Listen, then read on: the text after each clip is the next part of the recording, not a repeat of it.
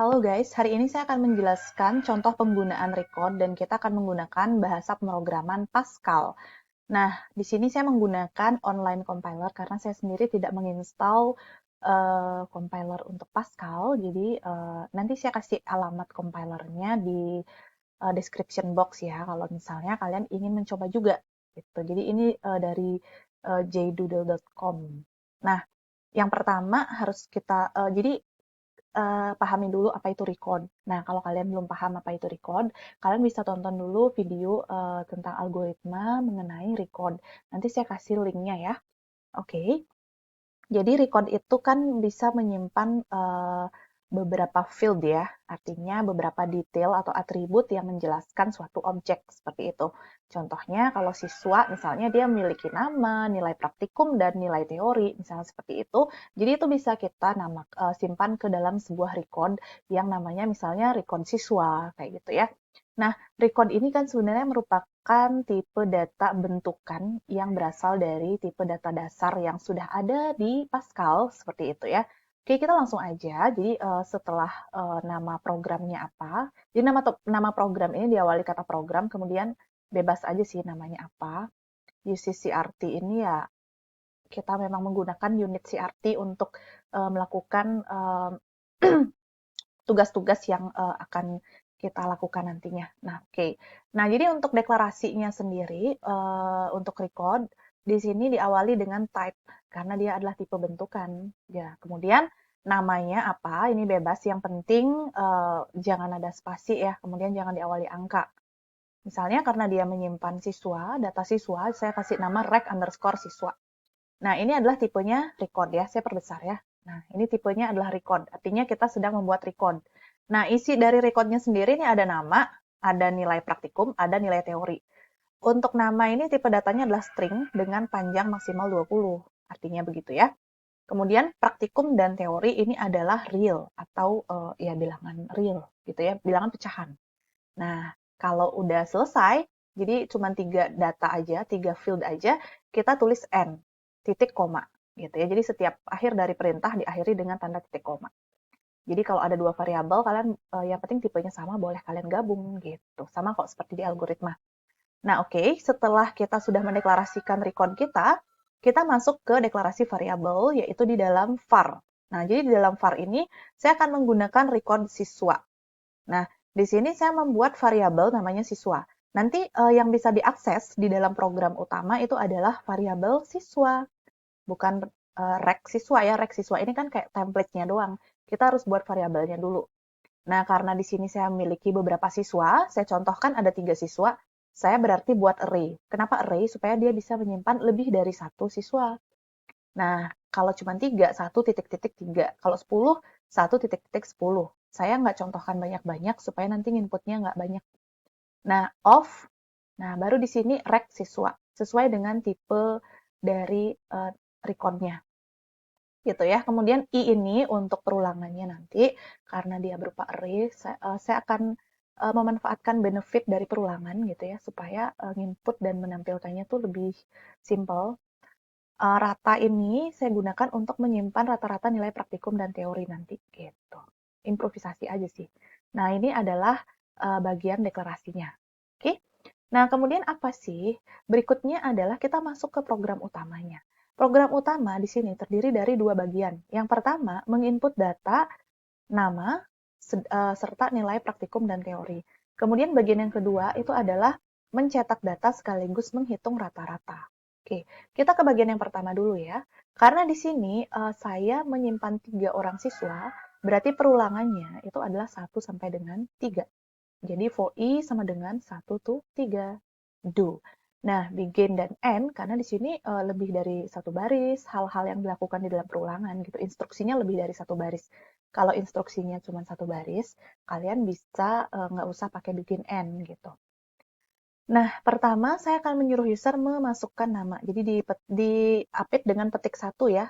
Ini suruhan saya gitu, supaya usernya nggak bingung. Ini disuruh ngapain. Jadi kita kasih lah usernya kasih tahu dia ngapain.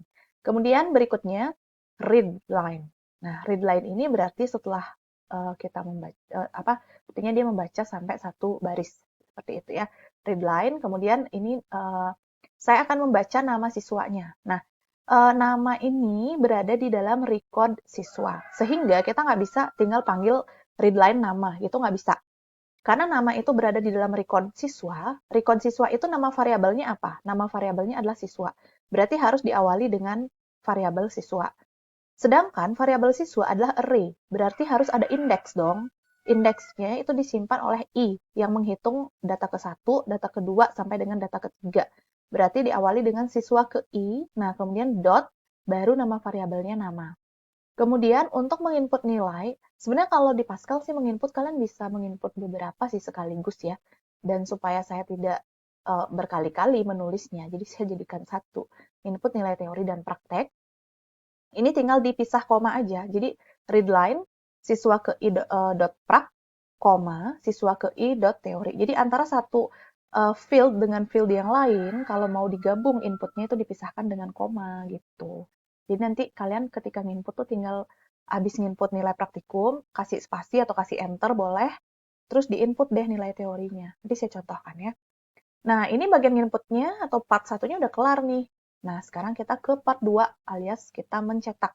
Bisa nggak sih sekalian di satu di sini nyetak hasilnya? Bisa aja sih, cuman saya pisahkan supaya lebih kelihatan ini bagian input loh, kemudian ini khusus bagian nyetak loh gitu. Oke, ketika kita mencetak, misalnya saya ingin menampilkan siswa ke satu, namanya siapa, nilainya berapa-berapa gitu kan. Habis itu siswa kedua, namanya siapa, nilai-nilainya berapa. Berarti di sini saya write line, supaya dia ada enternya nanti ya. Siswa ke 1, 2, 3-nya itu disimpan oleh i, sehingga di sini koma i. I ini harus berada di luar tanda petik. Kenapa? Karena I ini adalah variabel. Kalau kalian taruh dalam tanda petik, nanti yang tercetak siswa ke I. I benar-benar tulisannya I, bukan 1, 2, 3 gitu loh. Nah, kemudian setelah itu kita cetak namanya. Panggil deh variabel siswa dengan indeks ke I dot nama. Nah, nilai teorinya sama juga. Panggil siswa ke I dot teori. Prakteknya juga sama. Nah, kemudian untuk rata-rata, rata-rata ini dia kan nilai teori ditambah praktek dibagi dua. Jangan lupa karena teori dan praktek itu adalah berada di dalam record, maka dia harus diawali dengan siswa ke i dot teori ditambah siswa ke i dot prak baru per dua. Kalau rata ini mah bebas karena dia variabel bebas. Di sini kan dia bukan bagian dari record, jadi dia langsung rata. Kalau misalnya ada pertanyaan, boleh nggak sih rata ini masuk ke dalam record? Misalnya di sini, boleh. Di sini kalian nggak usah lagi.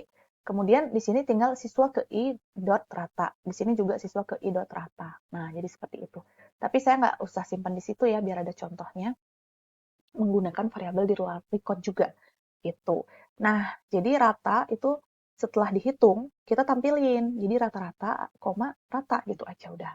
Nah, bagian kedua udah kelar nih. Sekarang, mari kita jalankan, execute. Oh ya, kalau kalian ada input-input gitu ketika kalian menggunakan compiler di Gdoodle ini, interaktifnya ini kalian hidupin gitu. Ini ada interaktif tulisannya. Kalau dia agak kecil, misalnya layar kalian, jadi dia kayak gini nih, ceklik gitu ya. Kalau besar, nah dia kan gitu. Nah, oke, execute. Saya execute ya. Masukkan nama, misalnya namanya adalah Indah. Enter. Agak nunggu dia ya. Oke, nilai praktikum dan teori misalnya 90 dan 89. Enter. Jadi agak sabar ya, karena ini compiler online. Kemudian namanya Ika misalnya. Enter. Nilai praktikum dan teorinya misalnya, nah ini dia nge-enter ke bawah, nggak ngerti kenapa. Pokoknya itu bukan kesalahan kita sih, kesalahan dari sononya. Kesalahan compilernya. Kemudian namanya misalnya Budi.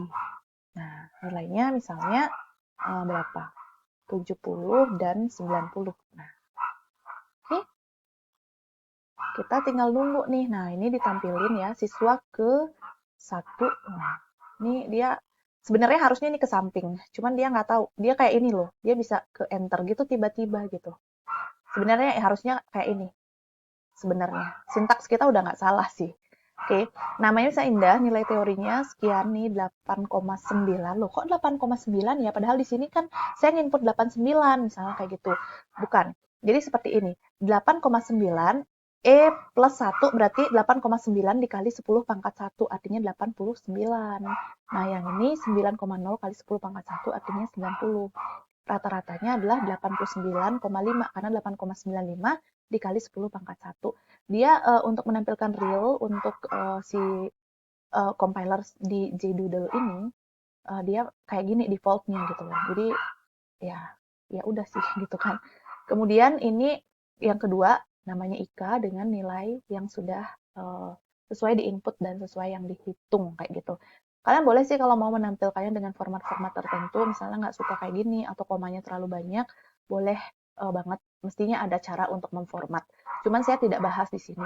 Kalian nanti boleh kalau mau berdiskusi silakan atau kalian bisa cari sendiri sih di Google kayak gitu. Ini adalah contoh penggunaan record ya. Saya recap sekali lagi ya, bahwa record itu adalah tipe data turunan yang kita buat sendiri dari tipe-tipe data dasar yang sudah ada. Record itu bisa menyimpan beberapa atribut yang kita sebut sebagai field, misalnya dia menyimpan nama, kemudian menyimpan nilai praktikum dan teori. Tipe datanya tuh bisa beda-beda, misalnya contoh ini ada yang string, ada yang real. Nah, kemudian record ini kita buatkanlah dia variabel, baik array maupun bukan. Gitu ya. Jadi nanti nama variabelnya ini tipenya adalah sesuai dengan recordnya, misalnya rek siswa. Karena di sini array, otomatis dia ada array 1 sampai ukurannya berapa of rek siswa. Nah, kemudian ini perulangan untuk menginput. Nah, yang penting ketika mengakses field dari sebuah record, misalnya mengakses nama, itu harus didahului dengan nama variabel recordnya. Dalam hal ini adalah siswa. Karena siswa array berarti diisi siswa ke i. Gitu. Begitu juga dengan nilai praktikum dan teori. Gitu. Ketika kalian mencetaknya, sama aja sih sebenarnya. Cuman di sini kan dia ditampilkan dalam bagian yang berbeda aja. Jadi seperti itu. Oke, mudah-mudahan kalian bisa cukup paham. Nanti untuk kalau kalian mau latihan sendiri menggunakan Judoodle, saya lampirkan linknya di description box ya. Sampai ketemu lagi.